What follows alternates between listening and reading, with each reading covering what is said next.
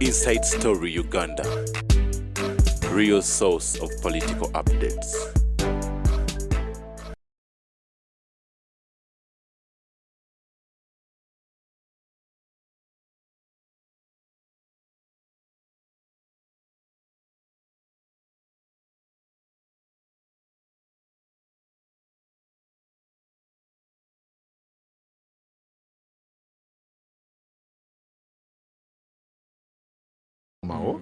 But amaloboozi gavaayo era ne sound ne bwente simu okuva e Kampala Central ojja nti Haji waalikomyewo kisoboka naye njagala abantu baffe bayige ekintu ekisooka nti the only way you can know someone that was purely good, to know that you had clean water, take out dirty water.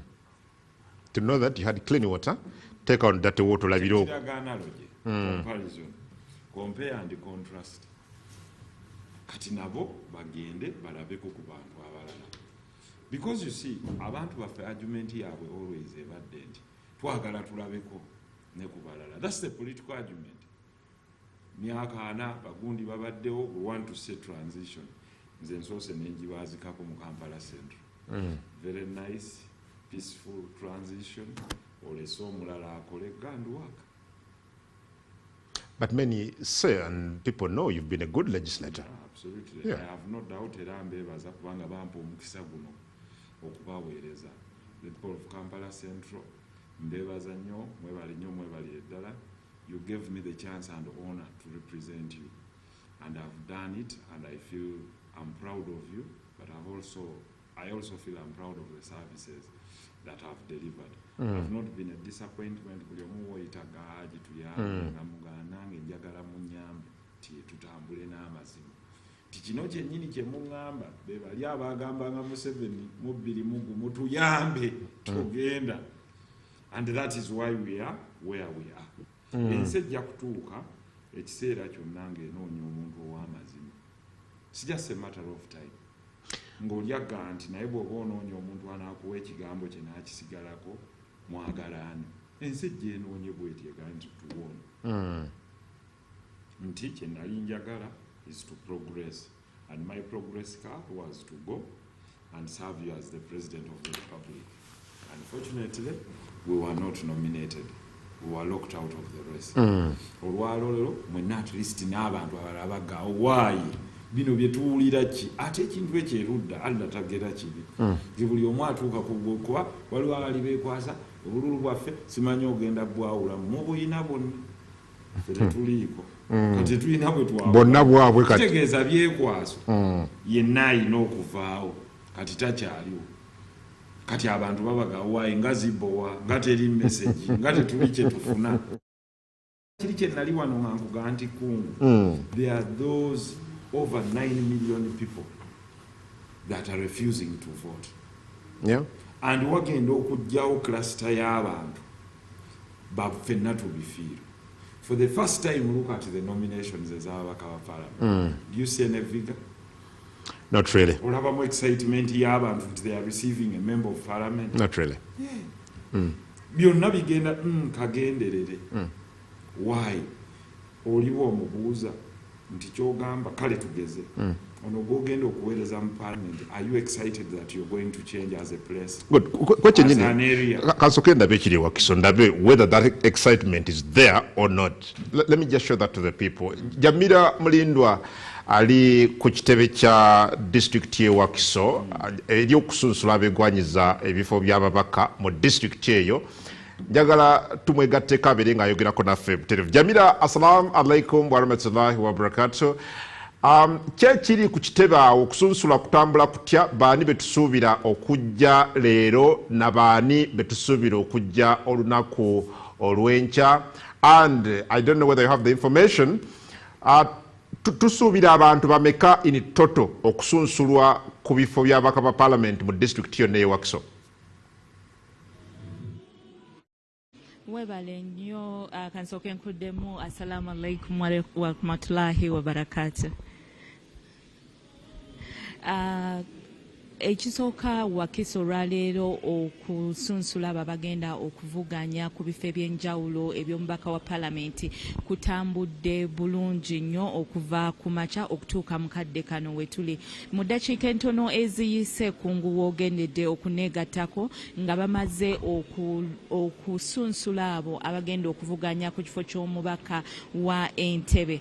Naye nga abasoose babadde ababaka abagenda okuvuganya ku kifo ky'omubaka omukyala okukiikirira disitulikiti ya Wakiso yonna, era nga we twogerera bataano be baakamala okusunsulwa. Be tusuubira nti ekifo ekyo kiyinza okuba kati nga kiggaddwako nga tewali mulala agenda kujja kusunsulwa ku kifo ky'omubaka omukyala. Mu abo mubaddemu Kayesu Beth owa NRM, nga kuliko Ethel Nalwima owa NUP era nga ye mubaka aliko kati, ne kubaako Mpamulanga Irene oyo nga yesimbyewo ku bwa Namunigina awamu ne Rose Kirabira naye azze ku lwa Namunigina, ate ne tubeera ne Najemba Jorin ng'oyo wa FDC.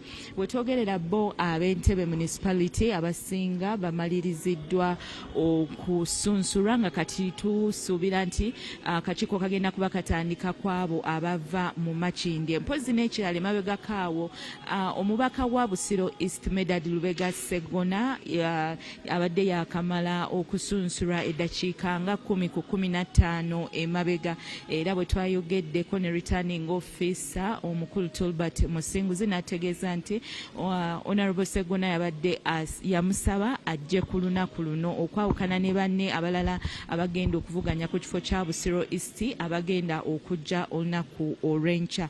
Olwaleero tusuubira nti tugenda kuba wano ssaawa nga 11 nga ebitundu okuli nga bwe nkugambye nti ekifo ky'omubaka omukyala be basookeddeko okusunsula, ne tuddako ab'Entebbe Municipality kati tugenda ku Makindye maasaawo wakati w'essaawa 7 paka ssaawa nga 9 tugenda kuba n'ab'e Nansana, ate bwe tunaava kuba Nansana tusembyeyo aba Kira Municipality olwaleero. Olwenkeera aba Busiro East South bonna lwe bagenda okujja. Kungu ebyo bye bimu ku bitonotono ebigenda maaso, naye nga bo abazze okusunsulwa bambi bakutte obudde, era akakiiko kagamba nti omulimu gukanguyidde nnyo kubanga bonna abazze abagala okuvuganya ku bifo eby'enjawulo basobodde okutuuka mu budde.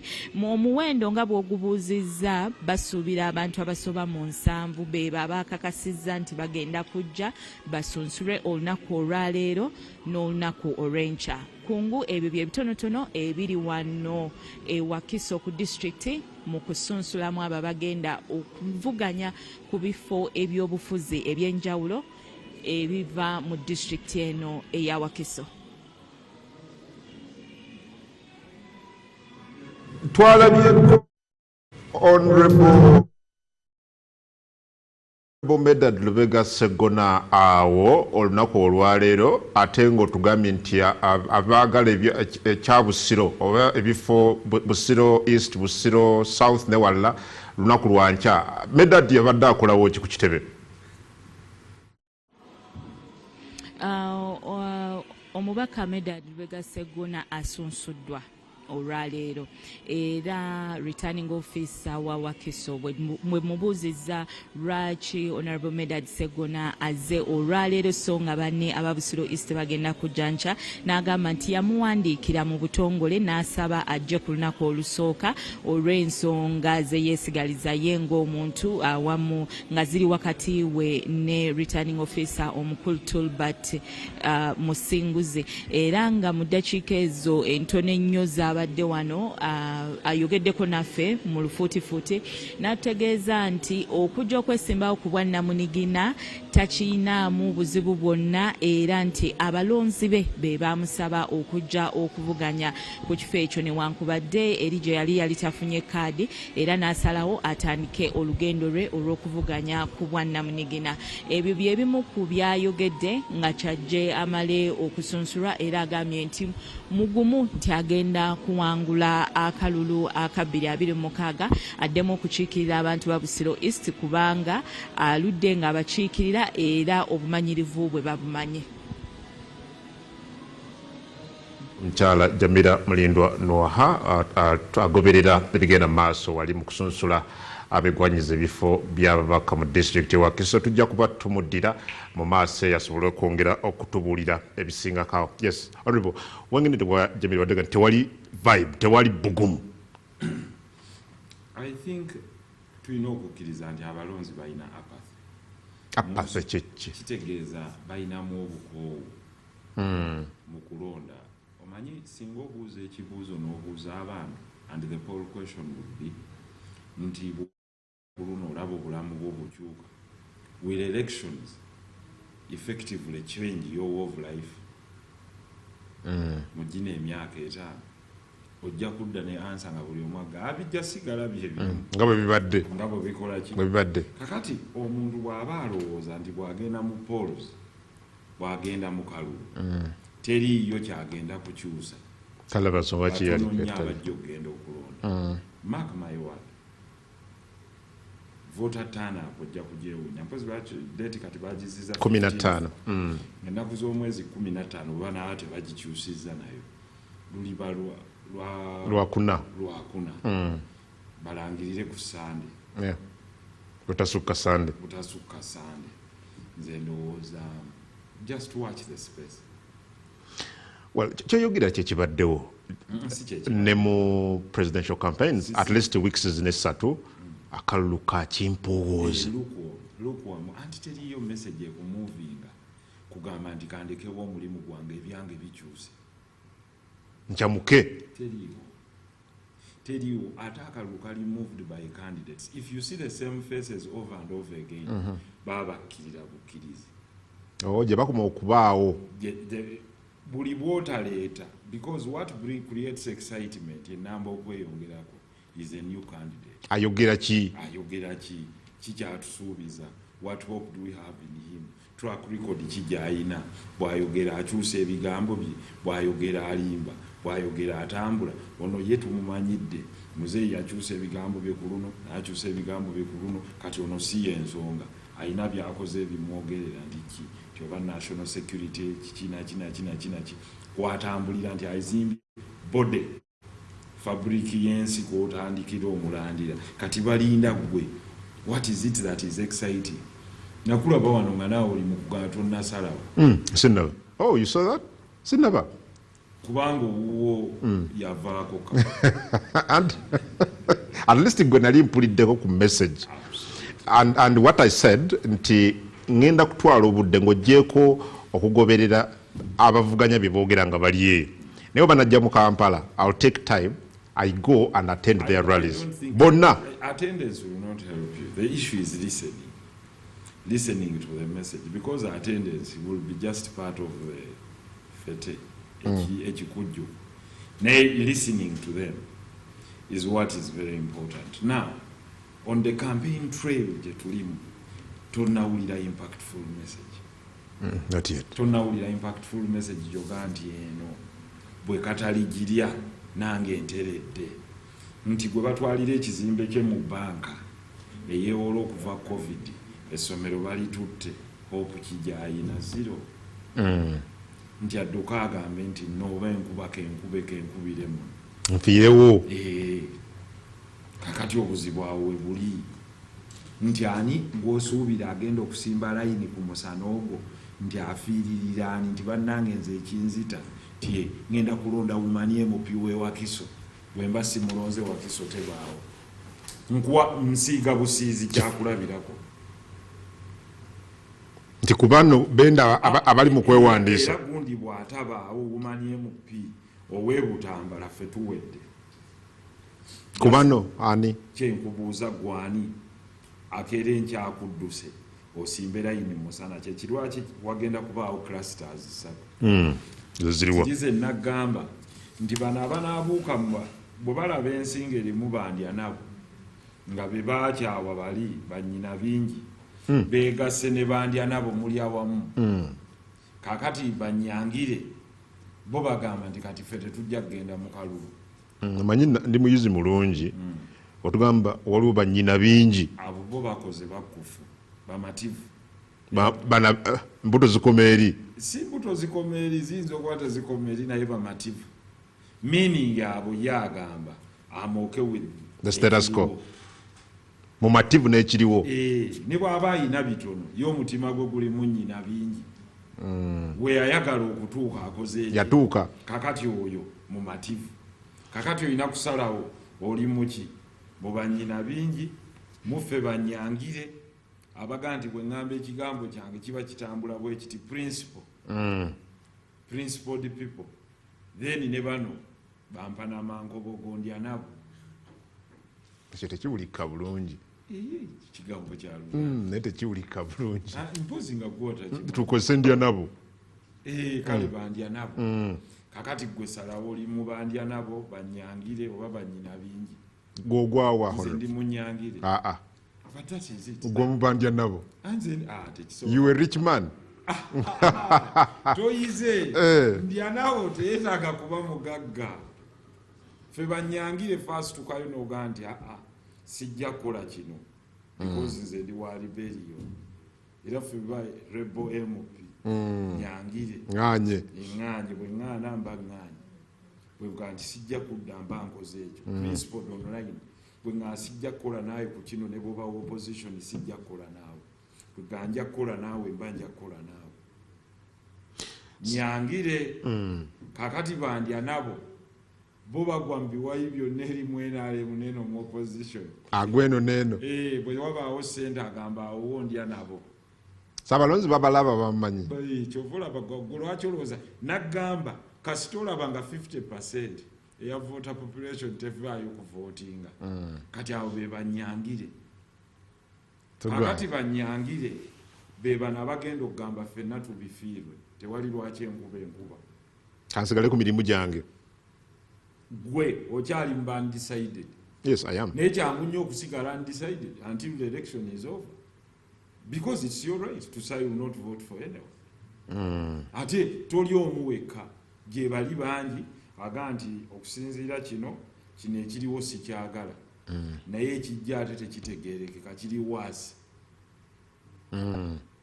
Bwengendo kifitinga mu mission vision ne gye tulaga there is no hope that it gives me as an individual gye bali abantu kakati yeyo cluster y'abanyangira aga nti mugende mweronde kati yegenda kula omulundi guno oyinza okwesanga miliyoni zizeeyongeddeko ezitagenda kulonda tutuuka tutya wano oba bagenda okwonoona oli atuukeko agaye guno omusolo gwange agira ati bonna abakuutizi agaye ffenna.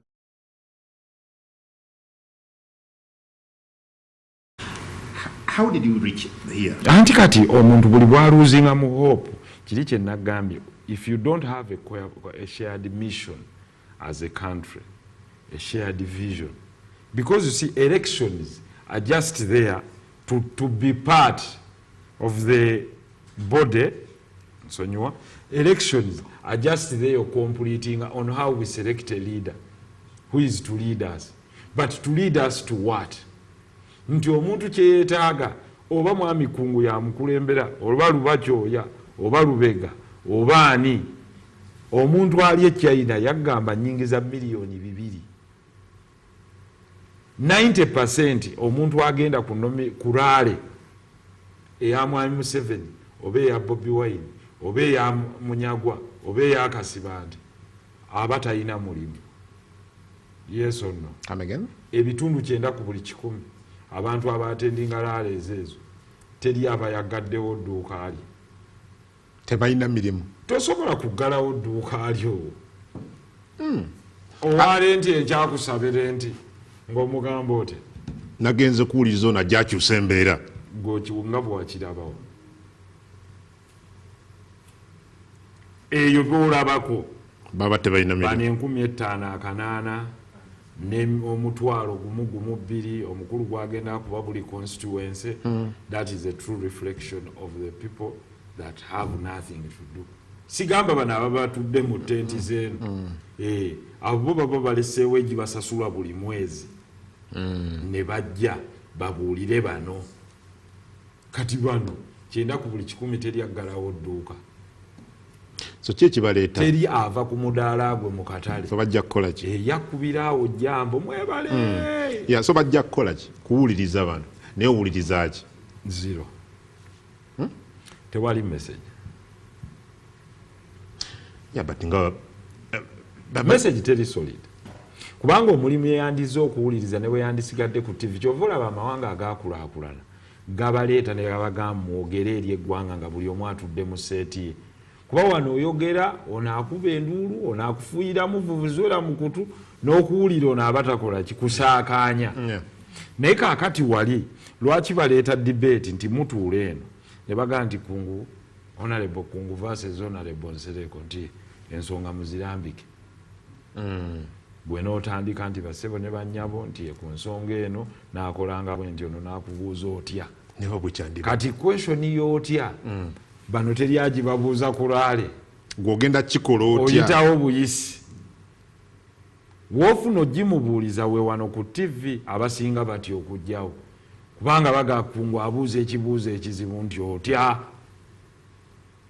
nti oyagala okujja bannayuganda mu bwavu 68% oba 60% plus bali mu agriculture ng'oli agamba nti nze njagala nfuuke model agriculture farms abantu babeere nazo at every 4 acres buli abasobola abatalina ttaka gavumenti ebawa ettaka ereetewo issu y'okufunira abantu ebibanja bafune titles ng'eteddewo government fund nti ono agenda mu banka n'emuwola yo banka n'ewa landlord sente ono n'afuna obwannannyini meaning you're creating the ownership of the factor of production called land omuntu bw'amanya nti wa kibanja tasimba long term crops zetwayitanga perennial crops cash crops asimba buno buvaawo kuba waki agamba enkya bangobawo naye bw'abeera ng'akimanyi he's a permanent land owner and you solve the land question by compensating through banks bano ba landlords abanene naye ono n'omulekera nti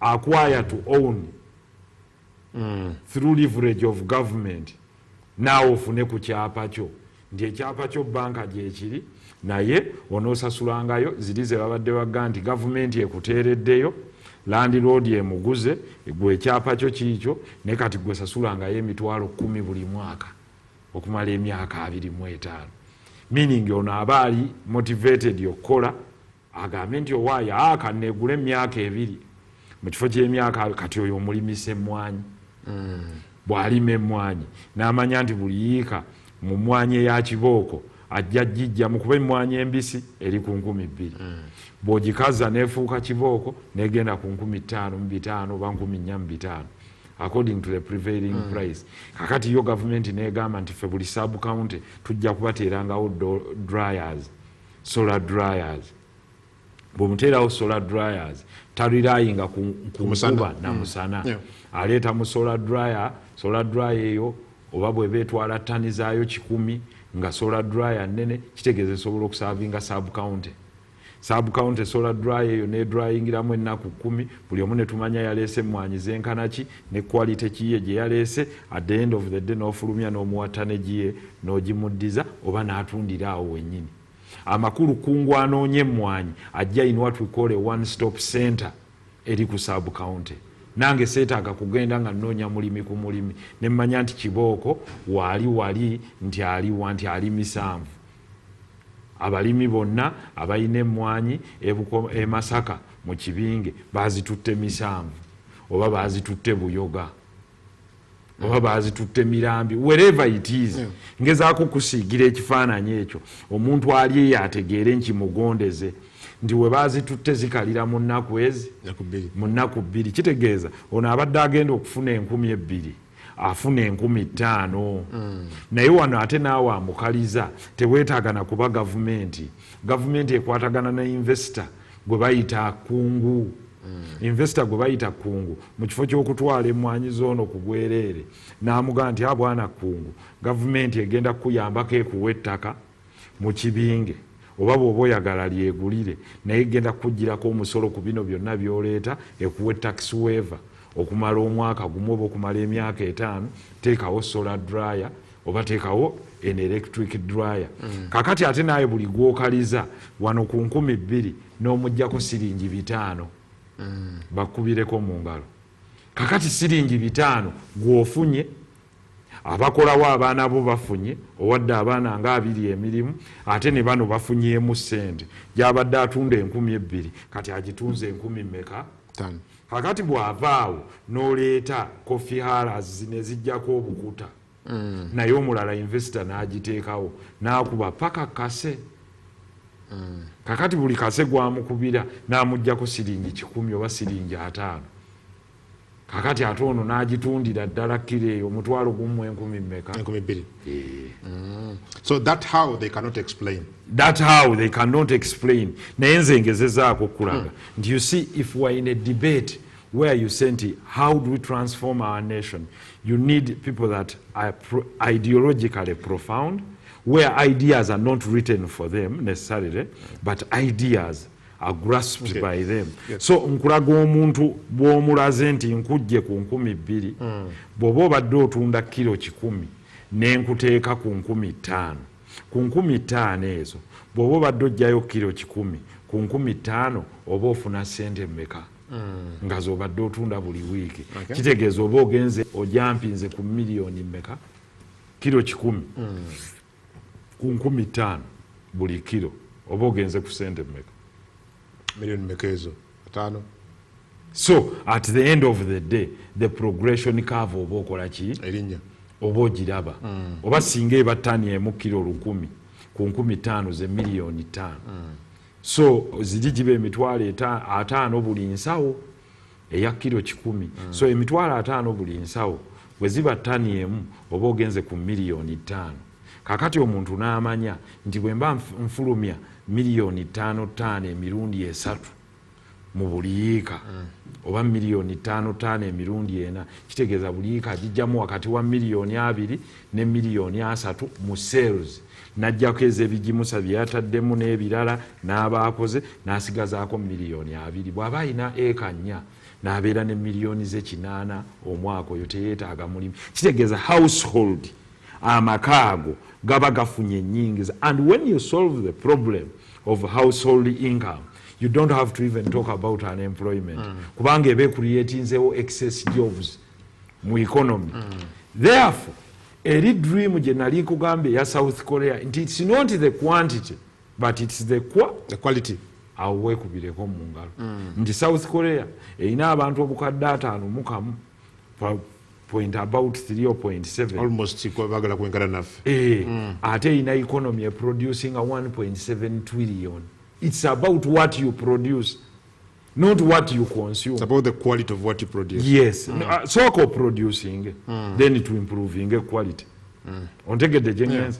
So kakati tuvudde wao ti omu South Korea amaze okuproducing ekyo naawe producing ze kino nti buli household bwoba ne households miliyoni 5 nga zisobola okuvaamu let's say minimum emitwalo 3 egya dola kitegeeza oba obulina obuwumbi bwa dola 150 billion dollars kati jjako nti Uganda singa exportinga even in its raw state or improved state ne exporting ebintu bya billions za dola 10 $100 billion dollars nti $100 billion dollars immediately bibeera nga biraga nti economy ya Uganda GDP eba ekuze household income eba yeeyongedde naye neeno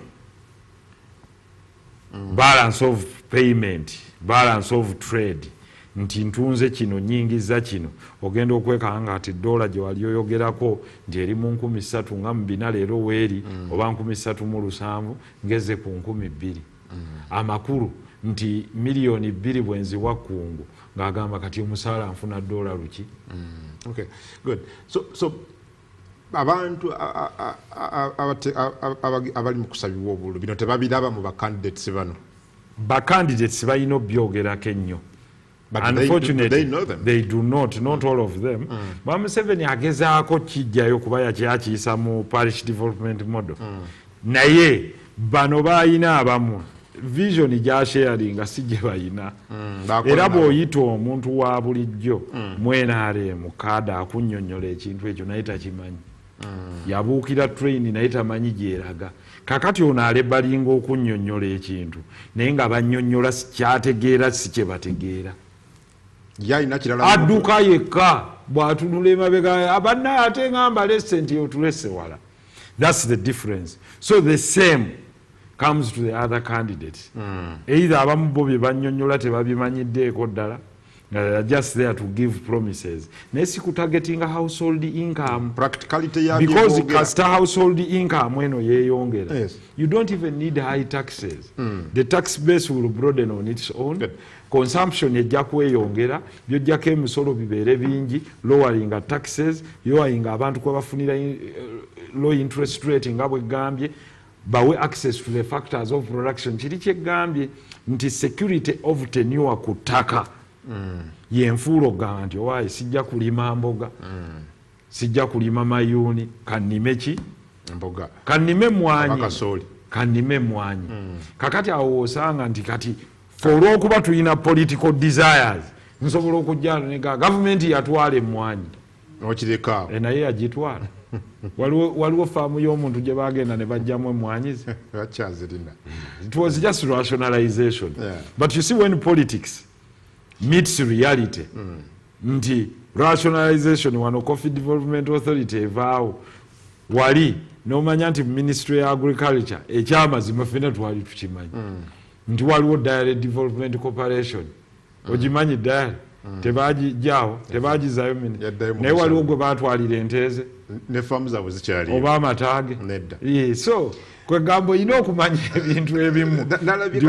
There is where you play politics and there is where we know the reality. Kasiba nti omu ku bavuganya ku kifo ky'obukulembeze bw'eggwanga yabadde ku barometer ekiraga nti ye bw'afuna omukisa ofuuka president wa Uganda, abavubuka bonna abatalina mirimu buli omu agenda muwa musasulanga omwezi $2,200. Omubuuza bali bameka? Tunula mu kamera ng'omubuuza bali baki? Bali bameka? There's a promises obadde yogera bw'obujja wano ng'omuga kyegambye nti you see ebimu ku bizibu bye tulina mu Africa is misinformation arising out of lack of information. Eyo yandinyumye ayogere wali mu debate ne hosti waffe Adam Kungu gundi ali wali basebe ne banyabo abavubuka buli omu ngenda muwe $2,200 nti weebale tie bali abavubuka mu Uganda yonna bali abavubuka 1,000,000 bweziti 25 abatalina mirimu. Sebo tugambe tuyamba awo bw'obalabalamu $2,200 buli mwezi otukubisizeemu bajeti ye ey'omwaka otubuulire ne woozijja. kyekiri kyobadde oyogera nti they are good at promising because boogera abantu bebagala okuwulira. No, sina bebaagala kuwulira. What they don't know yeyo campaign Mwami Museveni gye yali ayagalamu abantu be bwe batyo kuba naawe oseka n'omuvubuka gw'ogamba amala n'aseka n'agala yadda ddala onagamba agenda kumpa $2,200 buli mwezi ke kakadde kamu $2,200. It's inconceivable nga bwe gigabibwa mu nsi ki. Meaning you're making it an incentive for someone not to work. Whereas in say productive, you make an incentive for someone to work. Nika stomalo mugamba nti for as long as you don't work, I pay you. Why should they work? There shouldn't be any reason why they should work. Anyway, yaga tugende ku parliament eno Juli honorable parliament ye 11 singa yagambye nti buli muvubuka atalina skills ngenda kumuriskilling. That would make sense.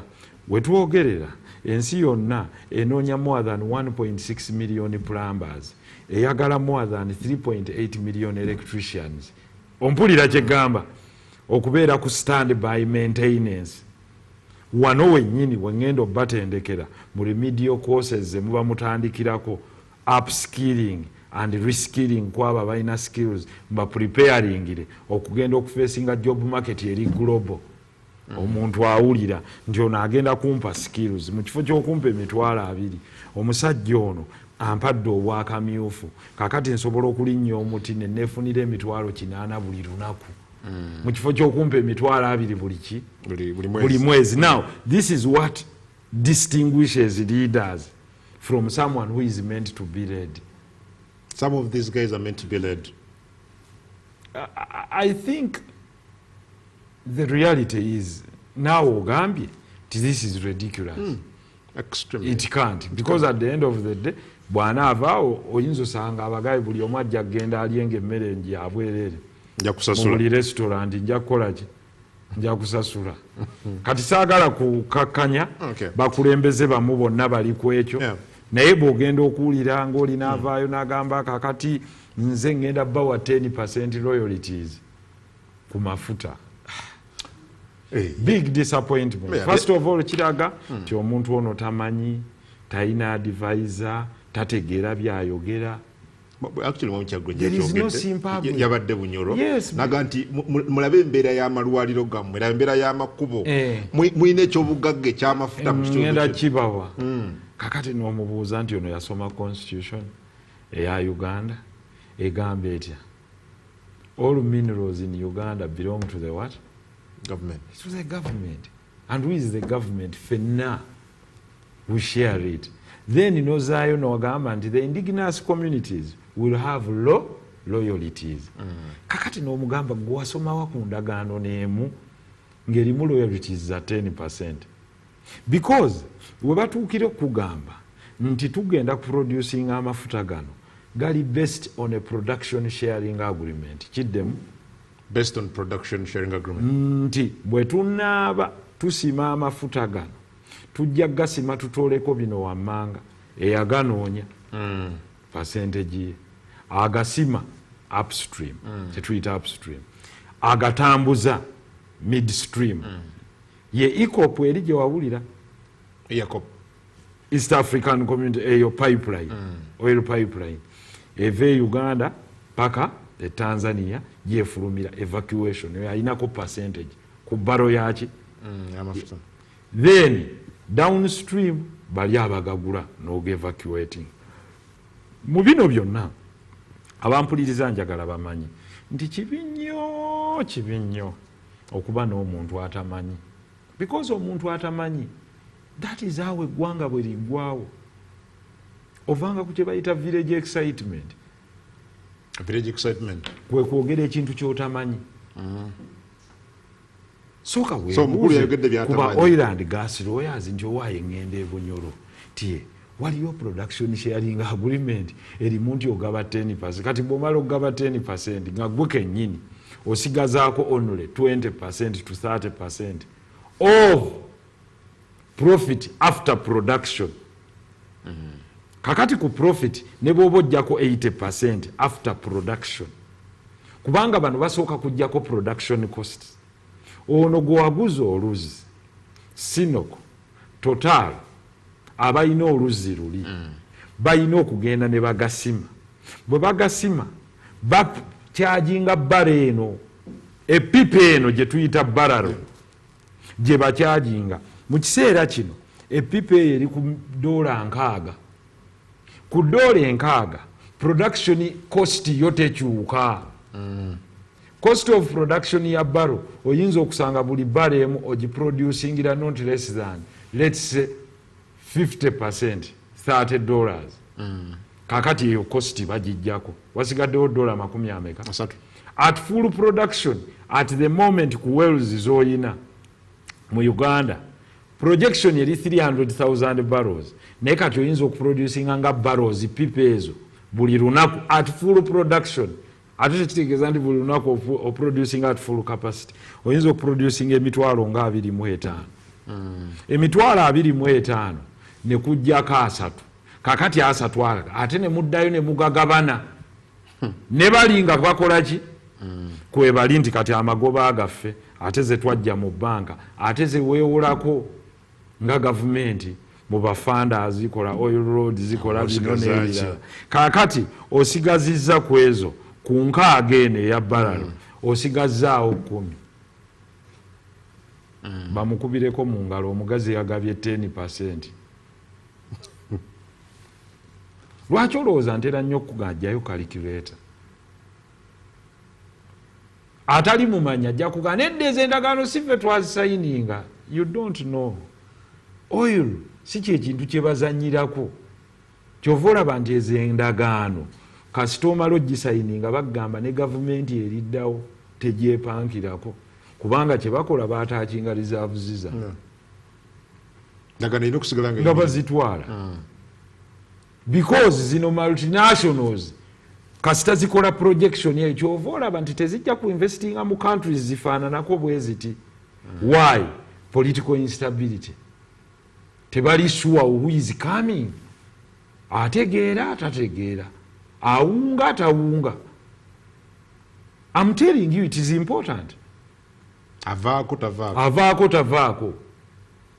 Kakati gwe toyinza kugenda buli wamu nga bwotyo bw'oyogera. Because at the end mbogaba 10%, ensi esigazaaki tegaliiwo. Because you're giving 10% of a barrel to an area. Abagagenze. Ate gaba gakyaliwo. Ekiri kye naadega nti yo eri gy'okubirako comparison UAE, Emirates. Ekyazizimba si mafuta gokka. It is a service economy. And two, yo yatekwata emisolo n'eteeka wansi ne attractinga investments ne zijjaawo n'emanya nti will create more jobs than even what our nationals have. Oli jjajja waabwe waba Maktoum n'amanya nti tulina omwalo, bw'obeera n'omwalo attract business by lowering taxes. Or if baatandika bazijjeewo nga teziri nawo ne bateekawo ennyonyi okuleeta abantu mpola mpola buli multinational negamba tugende tutuuze wali ng'omuntu takyetaaga kgenda China kusuubula ajja buzzi wano n'ajjawo ebintu visa policy yaabwe nebeera free kumpi semi free nga buli muntu asobola okuyingira e Dubai gwe linnya bulinnya nnyonyi ojja kutuukirawo kati ebintu gwe yamaze okutuuka weetandise okunyweza ki natti naye reliance on oil alone kye bava bagiyita oil curse. Nti omuntu buli bw'omugaa ngenda kuwa ekyobwereere takola naye ono omuntu weekagadi kyayagala mulimi wa kasooli mugaye nti dryer wejja kubaawo tugenda kukola wano factory ekola animal feeds kubanga kakati owekaseesa ogenda mugamba ki because the oil belt runs symmetrically mu Lake Albert and the access gye bali mugamba nti gye wandigaye nti ye belt si nti wano wokka we gali abantu abali affected by this mining oil balwaningira kusemulikire Lake Albert eyo yonna kakati n'owendi bundi bujja ogenda musanga mu kifo ky'okumugamba nti tugenda kuleeta cocoa dryers wano zibeere wano nga za gavumenti mu drying ebins zammwe koko already bo bamwerimira ekkiri eri. There is no reason as to why Kampala teyina mubaka omu. Kampala yonna tuyina 10 baaki anti buli division eyina omubaka wayo. Masaka ne Bukoma Nsimbi lwaki balina ababaka bonna baaki baleeta birowoozo ki aŋŋamba baleeta birowoozo ki omu byatasobola kutuusa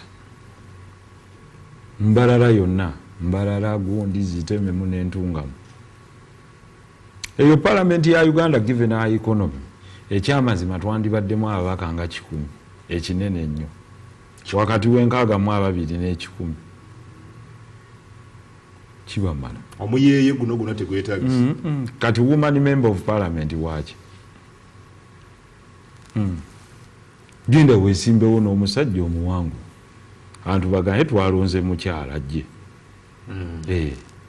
wakati na district 10 noleeta 146 oyina abakapapulenti bakyala 146 gwe kyogaa nti Honorable Anita Amongo bwe yandyesimbye ewebukeddeya kubanga district yemu eyina MP omu ate eyina ne woman member of parliament kyekimu n'ebutambala beetaaga abantu babiri okutwalayo ensonga zaabwe waliwo asitula nga aleese nti zino ensonga z'abakyala bokka wakiwulirako mu parliament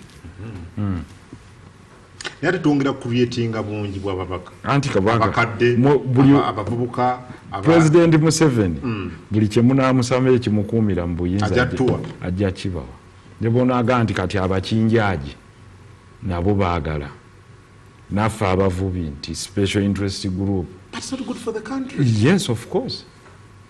I agree with you, and that is why I was coming to step in, because a country that lacks a mission and a vision takes a route. Chana kusabanga ngomuwa agenti mpa sweet ngomuzatto tegenda nkubanti issue gwe kasita yalaba nga tekina kye kimukolako take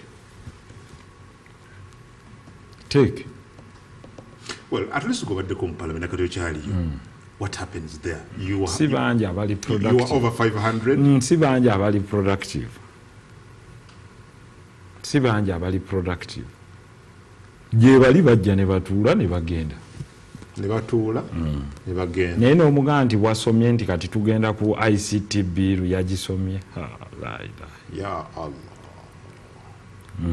Twogera ku artificial intelligence, machine learning, digital assets. Nga bw'owulira nti Abamerika baatudde kati ne balegalizinga crypto trade, ne bateekawo nti Trump yazze ne act number ng'egamba now we shall promote the use of the blockchain. Saasira njagala otunule mu kamera ababaka ba parliament n'abaabalonda gw'ogamba ekigambo blockchain kyovola nti Omufirika from the time of slavery agenda kuba consuming nga biwedde. Ojjukira luli bwe nagamba nti twandibadde at the basic level ku technological infrastructure eyitibwa essimu, this portable computer ogiraba wakiri to producing an accessory using 3D printers. Buli alina smartphone at least alina akasaanikira kano oba alina screen protector. Yes. Maybe if you would repeat that. You have silica sand ebukakata temugukozesa. You dredge it, take it outside the yard ikoze glass never mu billions of dollars. Kyovola banti Trump agamba nti Apple erina okuzzaawo wakiri ekkolerero lya glass zino n'eriteeka mu America to attract jobs zikomewo. Kakati fe mu vision yaffe nti ensi yonna egenda okubeera mu 9 billion gadgets. Bw'otunuulira emabega wano ina screen eriko ki glass siwo essimu yo eno essaawa yo emmotoka yo look far. Ensi yo oyina silica sand gw'osobola okumoldeninga muno ojjamu glass. Ne bw'oba tokola mmotoka n'obeera nga exportinga glasses ezo well ready made fitted okutuula mu ki mu TV muno magnets. Fridge bw'oba ogiggulawo ogiraba engeri gyeyeggalawo olowooza ekozesa ki bakubireko mu buga magnet ne munda mulimu ki. So abantu tuteeka okumanya nti the wider vision ne ba Paul Bearers ba vision yeno mu ggwanga for the nation to grow. Omufirika kasitaana avaamu kiri ekyogamba nti we select leaders based on excitement and selecting leaders based on meritocracy. Likwaniryo yagamba nti ensi tebagigezesa. Oli gw'oyagala owe Singapore yagamba nti the country is not a trial laboratory that every Tom, Dick and Harry comes and leads it.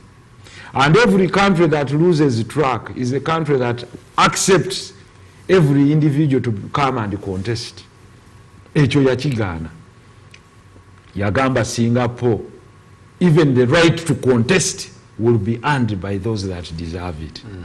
Because abantu booteeredde ku bantu bawulirize choice gy'obawadde toyina kubawa menu gy'obaleetera okulya toyinza ga buli kimu nkifumba nti n'amakovu n'ensiriŋŋanyi nzireeto baga please. Omuntu afaananako bw'ati wano taggwanira yadde kulinnya ku baloti ya bukulembeze until a country etuuka mu kiseera ekyo negaa no this is our direction gwe togwanidde. So that's what happens. Kakati kyetusiga kyetukungula nti bw'osiga ebijanjaalo toyinza kungula ffene kyeyo quality ya leaders be mulina. Lwaki omutindo bangi baga guli mu kusereba okuva mu parliament ezibeerawo bo bennyini beetaba mu guserebya. Kasita ogamba nti agundi yayimbye nnyo agende ab'omukiise ewaffe ekitegeeza nammwe amakulu musigadde muli badongo. Ate bwe batuuka eri ne bagamba onalebo mututeeseze mwalondani kale honorable parliament tetuyambye gwe watuwani manye twatiikingaawo mwatiikingani. Talk to your member of parliament. Gwe mukugana tiikinga Simbo kakati gwe totegeera otiikinga Simbo ekuteeseze tobeera mukambwe ateri abantu. Problemu y'omuddugavu mwagala nnyo bagabye mwagala okuwulira. If you go and tick the Simba and not an individual, you've lowered obwongo bwo to the Simba okulowooleza. Baase kulowooleze, ambulere kulowooleze, ekisumuluzo kikulowooleze n'olusaniya. But if you go to select your leader, choose the best in your community amongst you, not the most exciting amongst you. Ndio hanaye gundi asesa. Era mujja kuvaayo nga mugaa nti parliament esesa yanseko buseko. Tojjukira kalya gundi Kayibanda yagenda nagamba bamugaa nti ebbeeyi yanseko buseko n'ayingira edduuka n'atandika okuseka ne bamugaa osekera ki naga nti anti bataddeyo ekirango nti ebbeeyi yanseko buseko kati nzize enseka buki kakati mujja kufuna parliament ey'enseko buki ey'enseko buseko kuba betusindise beebo. Yes, you reap what you sow. Kyosiga kyokungula parliament ogifuluma ogenda gisubiramu ekyenjawulo eno. I don't think era sijja kugisaalirwa kiri awo tojja kugisaalirwa not at all because olumu otuulayo noga what the hell gwe byolaba si bye balaba nobagamba abantu listen ensi eri ku path ya AI to reforming kino tujjewo emisolo ne kuba ku used computers muzikirize ez'emyaka 2, 3, 4, 5 nga teziriiko musolo abaana baffe batandika okufuna we batandikira naye omwana agenda okulaba gadget eno ng'ali ku university agenda competing otya n'omwana w'omuchina gwe bagiweera ku myaka 2. Let's build the art of innovation, the art of asking hard questions, the art of omuntu okugamba nti tulagawa. Naye gwe n'owuliranga ebibuuzo nababuuza wano baseetinga ebibuuzo kusuula abaana gwe nsi ki gy'owuliranga baga nti D1 yeeyongedde olw'okuba abaayise bangi. What is wrong bonna okufuna D1 mu luzungu? Ntyakati D1 twagijje ku 75 mu P7 ne tugiteeka ku 95. Why? Kubanga abaana baayise bangi. Why? Baayise bangi gamba yes they all got D1. Because grading bajambusa. Why? That is manipulating the system. A distinction 1 is 75. Ku 10 omwana yaguddeko obuntu 25. That's a distinction student. Nigwe toyinza gamba nti kakati bagudde nnyo oluzungu kakati ate distinction yazze ku 6. Gamba bonna bagudde. Teri yafunye eki distinction. Era bwe banaalufuna kubeno grading gy'owa abaana ate eri mu bazungu boyagala bakompitinge nabo posi gye babawa. A distinction is a distinction, it's known. Yafunye eki nti mu byonna afunyemu bw'atyo is an student. Naye gwe ate n'oga nti biology baamuyise nnyo tie kati ya biology yagenze ku 9/6. It's a system that fails its citizens. Etali mu promoting excellence. Excellence is not a crime. Kyovola bawagamba tikijja kitya nti mu Japan headmaster yegoba mu ssomero singa abaana 5 bagwa kuba bamugaa distinction yeri kweno. Kakati lwolwo yekwata mwana ono omuzadde bwamwe interestinga okumujjamu amufuule kino. In return government nayo nesasula omusomesa eno reward ennungi era ne bamugamba engeri gye mwayisizza nnyo mwe muyina ne bonus bweti. Therefore, having an insight into the next parliament, of course there will be new entrants. We wish them well.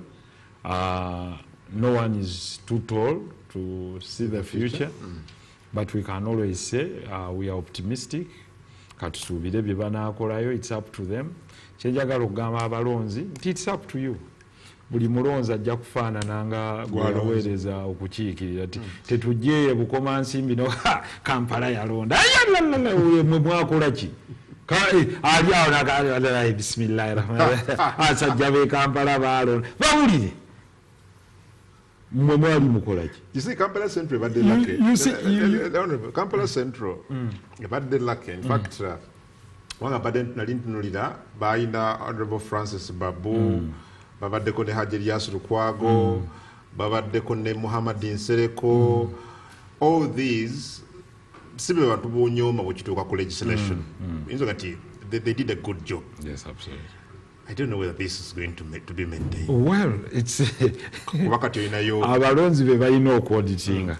Indeed, it's true. My predecessors were extremely good. They set the bar correctly. Very high. Yeah.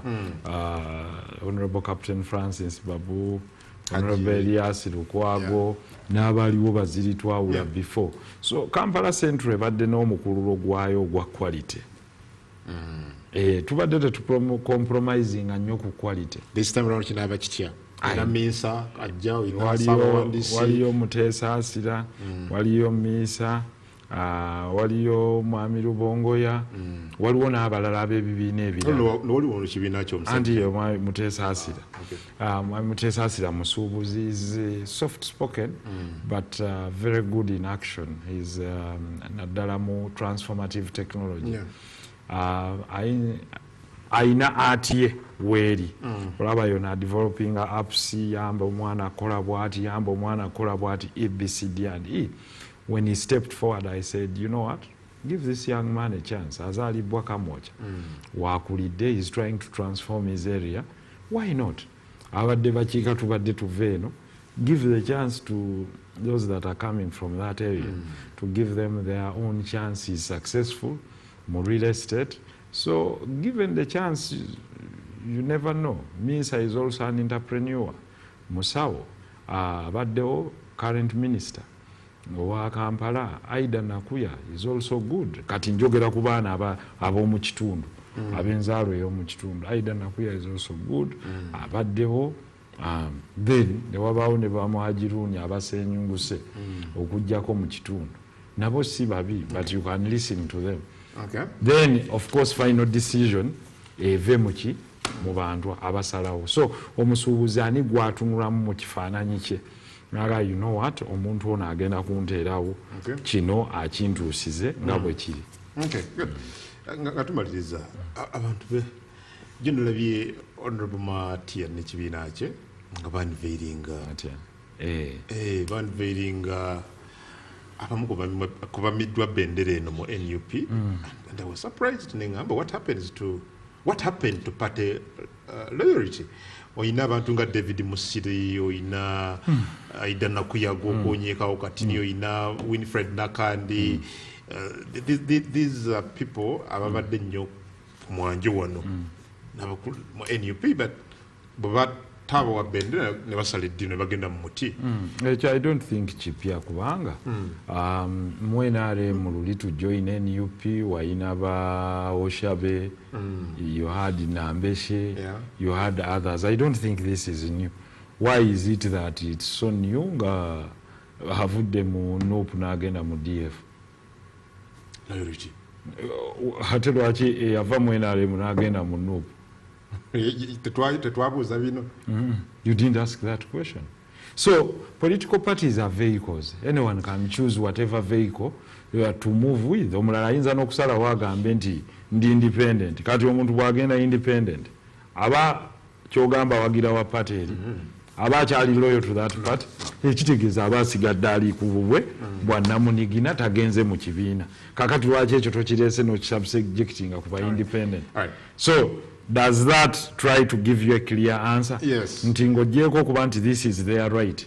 We should not subject them to other standards than we subjected to others. We saw people move from DP and join in 2021. Others moved from FDC and joined NUP. So ngabonoga Dr. Batua. Ajalina mu parliament. Where did he move from? From FDC to NUP. There are those that joined the PPF. Okay, good. Kakati kitegeeza do not distribute standards nti ku musiri omuteekako standards za njawulo ate ku balala tobataddeeko. That would be a wrong narrative. I'll give you the comprehensive answer naye si bangi nnyo because we said we will not be contributing money kuba tetuzirina. We prefer to invest that money mu sovereign fund y'aba members abalina obuzibu kati nga bw'oyogedde abagudde ku accident mungu abasaasire ekiri andongo tomorrow singa mubaddemu either member waffe nga tugeza alwadde abenese we contribute all of us oba afudde ne tumuyamba at the end of the day abantu kati baddawa so tusaasira abantu abo ne families zaabwe olwa accident dekabuseye buddewe akabenja akamaanyi ekiri andongo police yasatugamba tunkaga mu basatu naye kati ndabye ekiwandiiko ekisemye nga tuga nti bali ana mu basatu abavudde mu bulamu bw'ensi mungu tubasaasira wamu ne families zaabwe ne tubakubagiza nekikubagiza ekisinga nti inna lillahi wa inna ilaihi rajiun wabula n'abalwadde tubasaasira tusaba katonda abasuuse yensi mwe tugenda komawan haji tukwenza obudde bwotuwadde olunaku olwaleero tujja kuddamu olunaku olwokusatu inshallah. Kale Adam Kungu ganga producer nge Karen Naiga nkoze ne musajja wita Drigon ku kamera ne tiimu endala yonna munange nalum Irene ajja wano mu dakiika nga 23 okubeera nga akutuusaako ebigenda maaso mu kuwandiisa